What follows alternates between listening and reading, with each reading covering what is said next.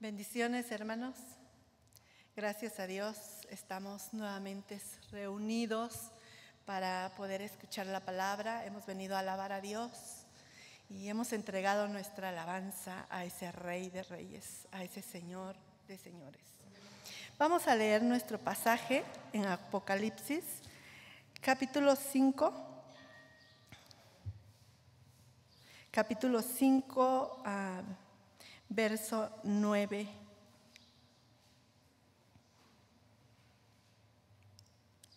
Amén. Capítulo 5, verso 9 y 10. Dice: y cantaban un nuevo cántico diciendo: digno eres de tomar el libro y de abrir sus sellos, porque tú fuiste inmolado y con tu sangre nos has redimido para Dios, de todo linaje y lengua y pueblo y nación, y nos has hecho para nuestro Dios reyes y sacerdotes, y reinaremos sobre la tierra. Ese es el pasaje que vamos a estar tocando. Bueno, vamos a tocar muchos pasajes de aquí mismo, de Apocalipsis.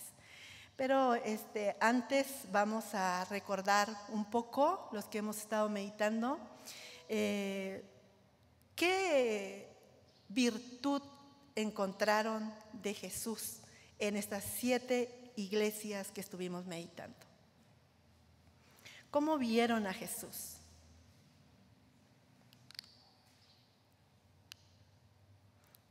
¿Se acuerdan? Primero dice que estaba en medio de las iglesias, ¿verdad? Que Él se movía en medio de las iglesias. Luego, lo que podemos ver en los mensajes que estuvo dando a las iglesias, podemos notar a un Jesús muy interesado en las iglesias. Él no es ajeno a la condición, a la situación de las iglesias. Eso es lo que yo estuve viendo estuvimos meditando, cómo es Jesús en estas iglesias. El mensaje que está dando siempre dice: yo conozco tus obras. Y luego vuelve a hablarle a otra iglesia: yo conozco tus obras.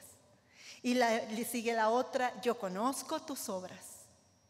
Ahí nos podemos dar cuenta quién es Jesús. No es ajeno a nuestras circunstancias. Él está ahí. Y está ahí a través de la palabra. Podemos encontrarlo, ¿verdad? Pero también pudimos ver que Él hace llamado, da promesa y reprende, exhorta. Eso es lo que pudimos ver. Primero, exhorta a que se arrepientan. Mira de dónde has caído y vuélvete. ¿Sí? Arrepiéntete. Ese es nuestro Dios. Ese es Jesús. Y luego hace la promesa. Les va haciendo promesas de que el que venza le dará una piedrecita, y en esa piedrecita su nombre, y el que venza será vestido de vestiduras blancas. Y bueno, viene diciendo, dando esa promesa. ¿Quién va a tener esa promesa? Aquel dice que escuche al Espíritu y le obedezca. Así terminan las cartas diciendo: el que tiene oído, oiga lo que el Espíritu dice a las iglesias. Entonces vemos la promesa que Jesús viene haciendo, exhortación, pero no solamente exhorta a las iglesias o les hace la invitación de que van a tener, ¿cómo se dice? De que van a tener esa promesa. No solamente les hace a algunas iglesias sí y algunas no. Aquellas que están mal, también les ofrece esa promesa. Y aquellos que están bien, también los anima y les dice: no dejes que nadie tome tu corona. Y otra iglesia le dice, la de Esmirna, le dice: sé fiel hasta la muerte y yo te daré la corona de la vida. Esa es la promesa que está haciendo Jesús a todas las iglesias. Pero algo que yo me detuve cuando vi la última iglesia, la iglesia de la Odisea. Esta iglesia lo meditamos y vemos que Jesús está afuera, no está en esa iglesia. Se llama iglesia, pero no está Jesús ahí. Está afuera y está tocando para que lo dejen entrar. ¿Cómo es Jesús? No se aleja. La iglesia está en su onda, pero Jesús, ¿cómo es? Está tocando, porque quiere entrar. ¿Sí nos damos cuenta cómo es Jesús? Y algo que noté en el 21 es de que en todas las iglesias viene diciendo que una piedrecita blanca, el que venciere será vestido de vestiduras blancas, y viene dando promesa, corona de la vida. Pero en el 21 es muy claro y muy específico. ¿Por qué es así Jesús en esta iglesia? Porque podemos notar esta iglesia que Jesús estaba lejos. Entonces, ¿cómo tiene que entender? Hablándole con manzanitas y peritas, ¿no? Haciéndole entender qué es lo que Jesús está prometiendo. En el verso 21 dice: al que venciere le daré que se siente conmigo en mi trono, así como yo he vencido y me he sentado con mi Padre en su trono. El que tiene oído, oiga lo que el Espíritu dice a las iglesias. ¿Sí vemos a Jesús cómo es?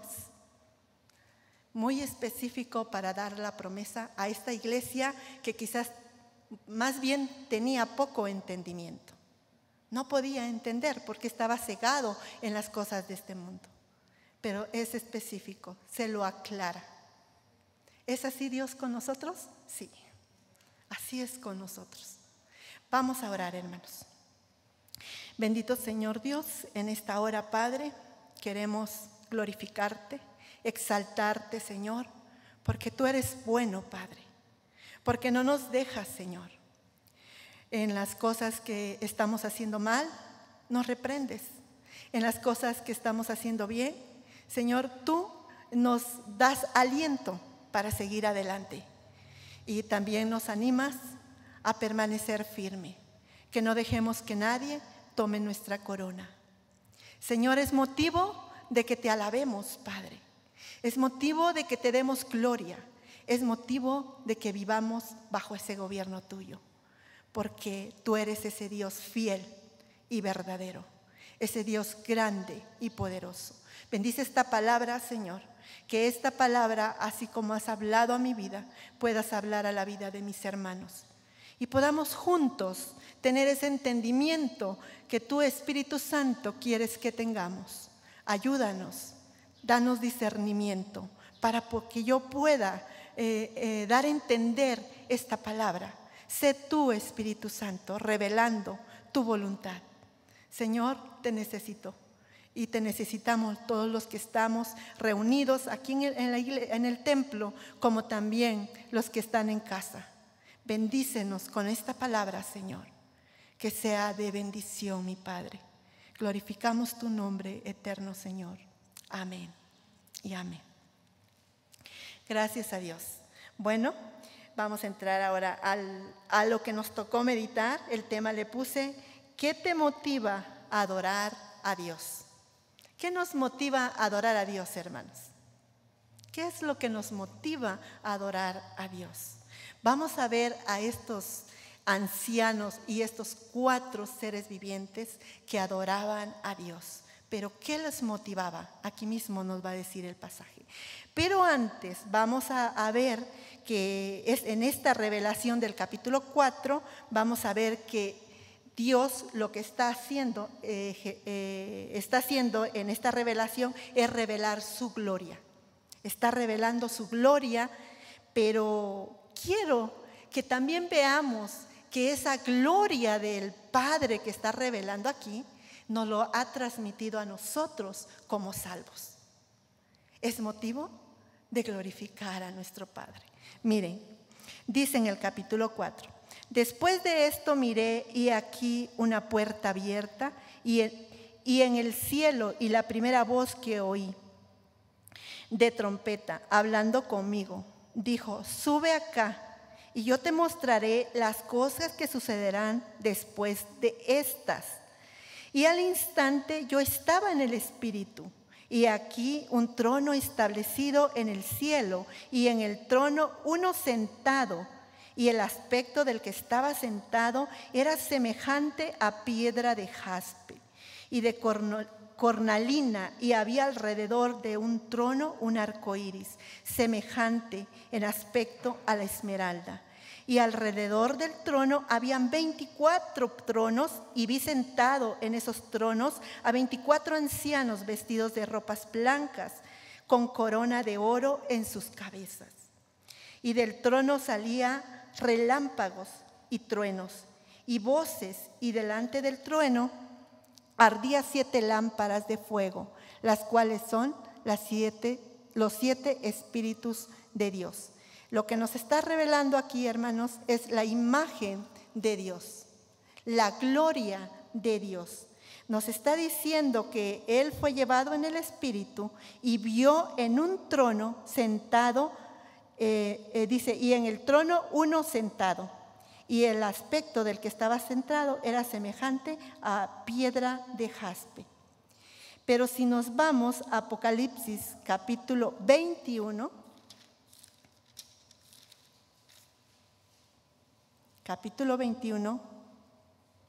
mire, ¿por qué les digo que esta gloria que se está revelando aquí es la gloria que nos va a mostrar, que es la gloria que los salvos estamos teniendo vamos caminando en esa salvación, formándonos Dios a través de circunstancias, a través de pruebas? Él nos va formando y va dándonos esa forma de ese Padre, de ese Hijo, como dice Romanos 8, que quiere que el Espíritu Santo hace que nos lleguemos a parecer al Hijo. Así dice Romanos 8. Pero mire, vamos a ver aquí en el 21:9.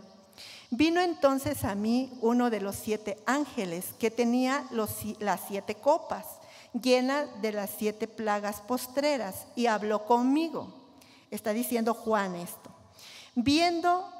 Diciendo, ven acá, yo te mostraré la desposada, la esposa del Cordero. ¿Quién es, hermanos? ¿Quién es la esposa del Cordero? Nosotros, la iglesia, ¿verdad, hermanos? La iglesia. Y me llevó en el Espíritu a un monte grande, dice, y alto, y me mostró la gran ciudad santa de Jerusalén, que descendía del cielo de Dios. Dice que le mostró la gran ciudad santa de Jerusalén. Pero al principio, ¿qué le dijo? Ven acá, te voy a mostrar a la desposada, a la esposa del Cordero. Y lo sube en un lugar alto y le muestra la santa ciudad de Jerusalén. Entonces, ¿qué significa esto? Le está mostrando a la iglesia. La ciudad santa de Jerusalén es la iglesia, hermanos, la esposa del Cordero.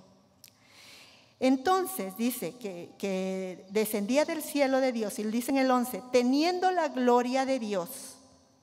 ¿Quién tenía la gloria de Dios? La iglesia.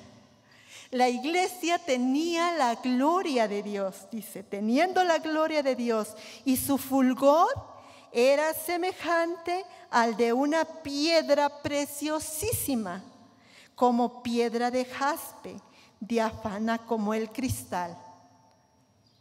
¿Y cómo decía Juan que vio la gloria de Dios?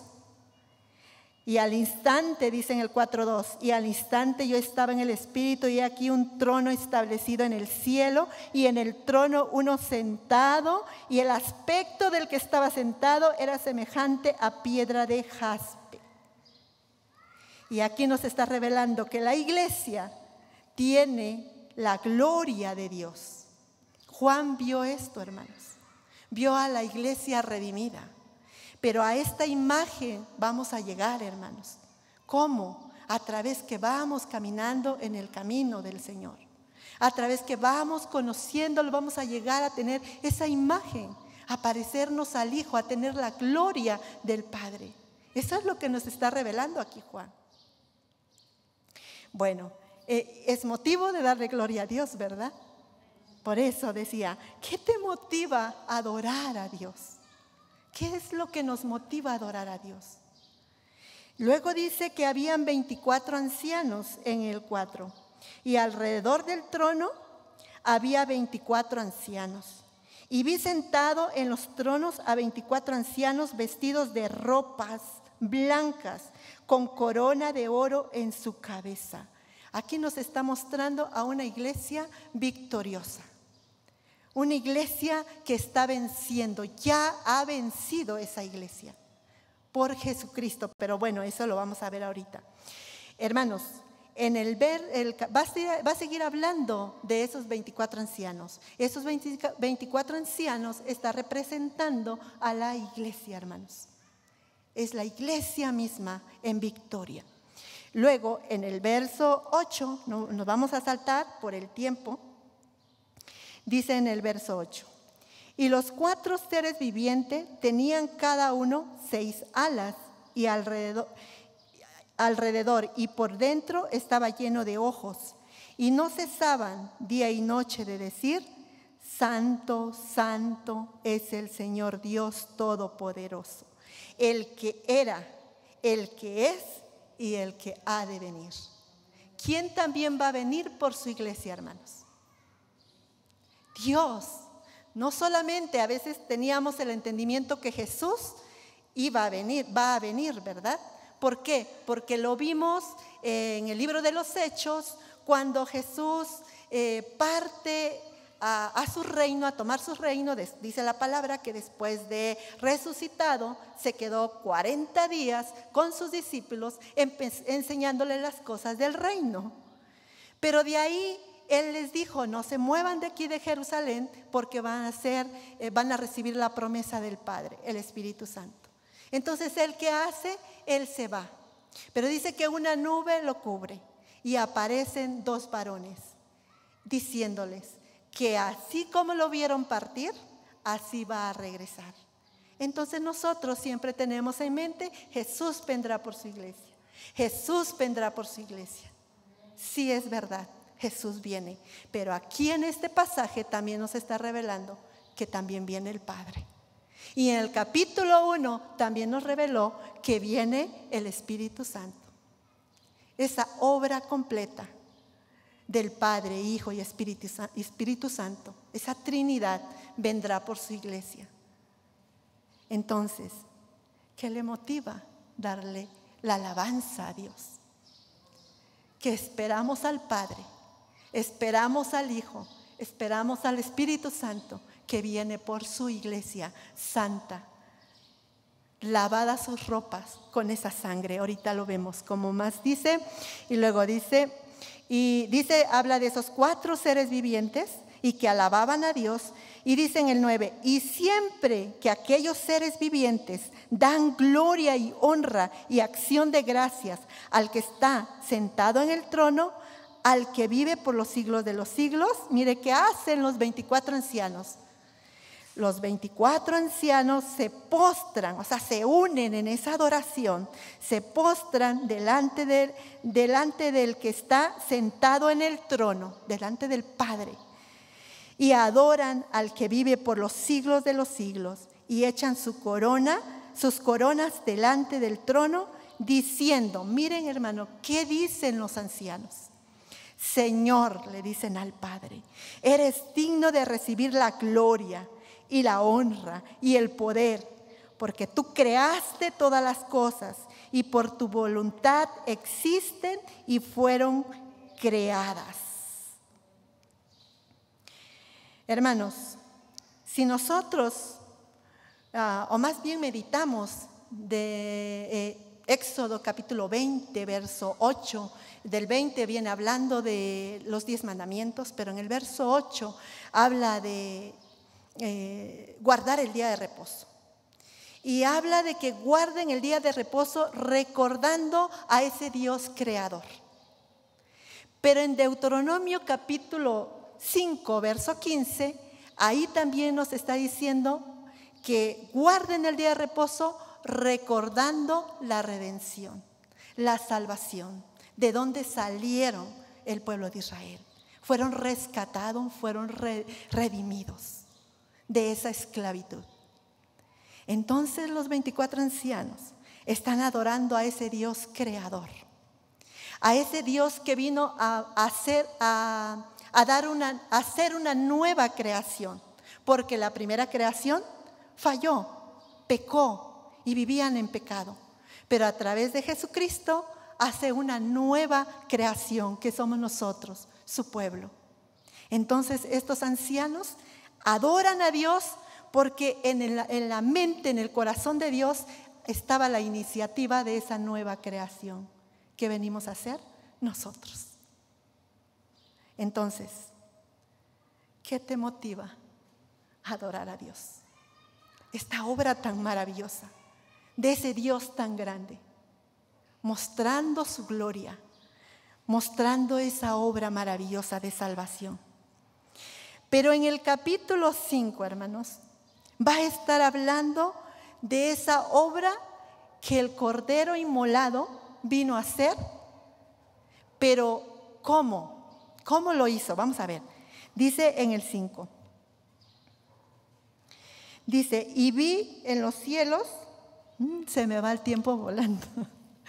Dice, y vi en los cielos, en la mano derecha del que estaba sentado en el trono, un libro escrito por dentro y por fuera, sellado con 7 sellos. Y vi a un ángel fuerte que pregonaba a gran voz: ¿quién es digno de abrir el libro y desatar sus sellos? Y ninguno, ni en el cielo, ni en la tierra, ni debajo de la tierra, podía abrir el libro, ni aún mirarlo. Lloraba yo, dice Juan, mucho, porque no había hallado a ninguno digno de abrir el libro, ni leerlo, ni de mirarlo. Y uno de los ancianos me dijo: no llores, he aquí que el león de la tribu de Judá, la raíz de David, ha vencido para abrir el libro y desatar sus 7 sellos. Y miré, y vi que en medio del trono y de los 4 seres vivientes y en medio de los ancianos estaba en pie un cordero como inmolado, que tenía 7 cuernos y 7 ojos, los cuales son los 7 espíritus de Dios enviados por toda la tierra. Aquí nos está revelando quién era Jesús, ya con poder, con autoridad, ¿verdad? Ese cordero inmolado ahora estaba en el trono. Y tomó, dice, el libro de la mano derecha del que estaba sentado en el trono, o sea, de Dios.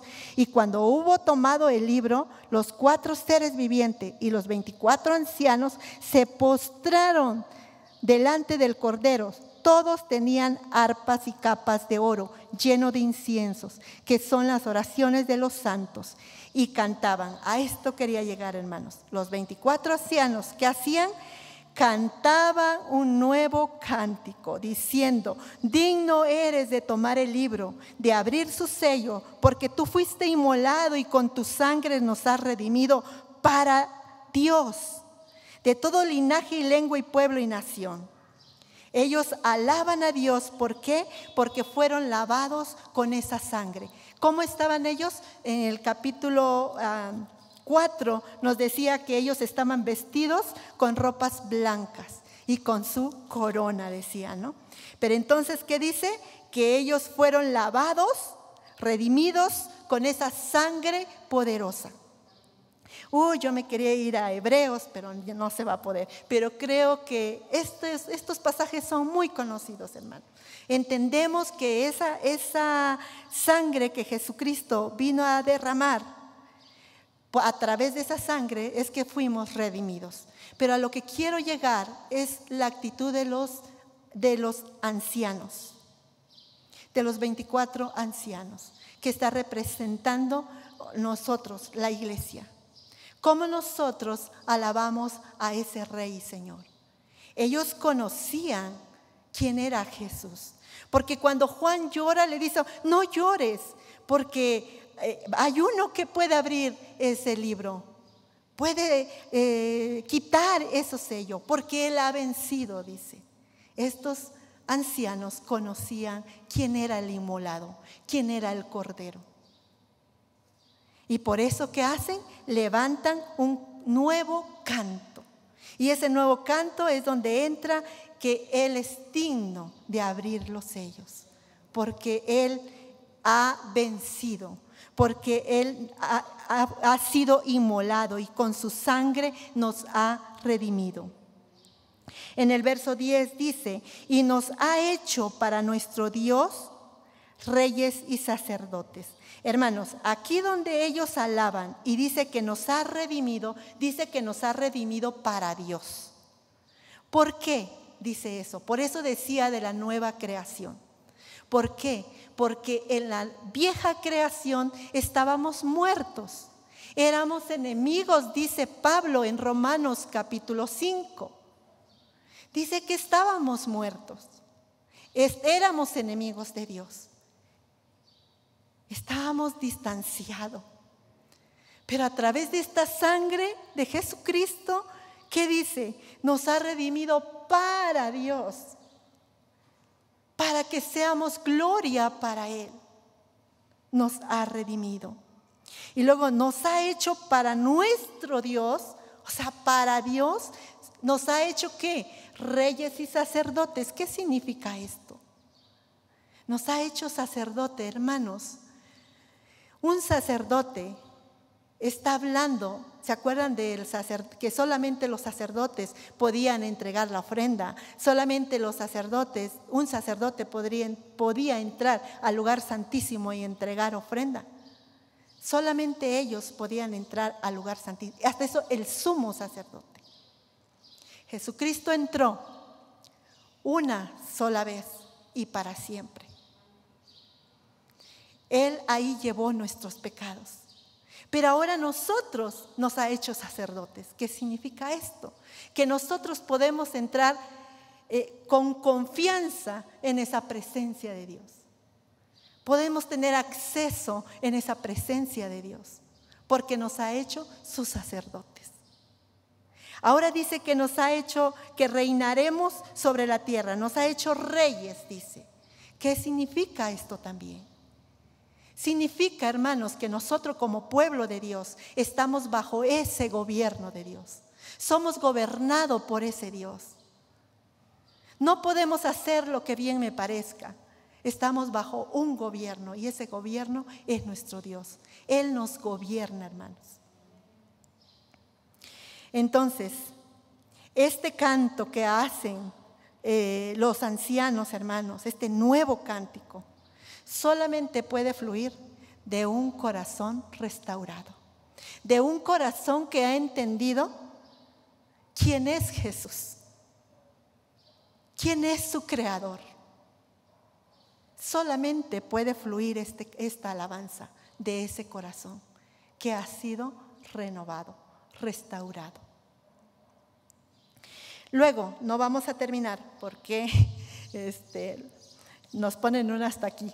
Pero sí me hubiera gustado tomar los demás pasajes, pero vamos a regresar, hermanos, donde dice en el capítulo 4, verso 10, dice: los 24 ancianos se postran delante del que está sentado en el trono y adoran al que vive por los siglos, de los siglos. Y echan sus coronas delante del trono diciendo, ¿qué hacen los ancianos? Dice, alaban al que está sentado en el trono, pero ¿qué más hacen? Echan su corona delante del trono. ¿Qué significa esto? Dijimos que los 24 ancianos es la iglesia. Entonces, ¿qué está representando? Que esa corona, eso de valor, lo ponen ante los pies de aquel trono. Es nuestra vida, hermanos. Es nuestra vida. Aún esa corona que puede significar la salvación, esa gracia es, ahora sí, esa gracia es por gracia. Ese regalo, hermanos, es por gracia. No podemos sentirnos como vanagloriarnos y decir, es que yo soy salva, es que, y así nos vanagloriamos, o porque hacemos cosas nos vanagloriamos. No podemos hacer eso, porque todo es de Dios. Todo proviene de Dios. Aun el que nosotros compartamos la palabra, ¿de quién viene? Del Espíritu Santo. Nada es nuestro. Nada. Él nos da la palabra y nosotros solamente obedecemos y la damos. Así es, hermanos. Por eso esos 24 ancianos tiran su corona ante el trono. Y nosotros, ¿qué tenemos que darle a Dios? ¿Qué tenemos que está estorbando nuestra relación con Dios? ¿Qué es lo que hemos puesto en primer lugar? ¿Qué dice? Como iglesia, ponerlo a los pies de Cristo, a los pies de ese trono y decirle: Señor, toma el control, toma tú el control. Yo no soy nada y además yo no lo puedo hacer. Tú eres el que lo haces. Humillarme delante de Dios. Vemos que estos estaban al servicio de Dios. Y dice que fueron lavados con la sangre de Dios, de Cristo, para Dios. Si vamos, hermanos, a la iglesia de Éfeso, me quedó muy grabada esa iglesia. ¿Sabe por qué? Porque vi a una iglesia, pero perfecta, de verdad. Si los que meditaron, vimos a esa iglesia perfecta. No le falta nada, yo decía. Una iglesia que conocía la palabra. Porque dice que si llegaba uno que se decía ser apóstol y era un mentiroso, no era, ¿qué hacían los hermanos? Pues los enfrentaban. ¿Y cómo tenían que enfrentarlo? A través de la palabra. ¿Y qué hacían? Dice que los encontraban mentirosos. Entonces era una iglesia que conocía la palabra. Era una iglesia, dice que paciente y que muy trabajadora. ¿Qué más era esa iglesia? Todo lo haces por mi nombre, dice Jesús.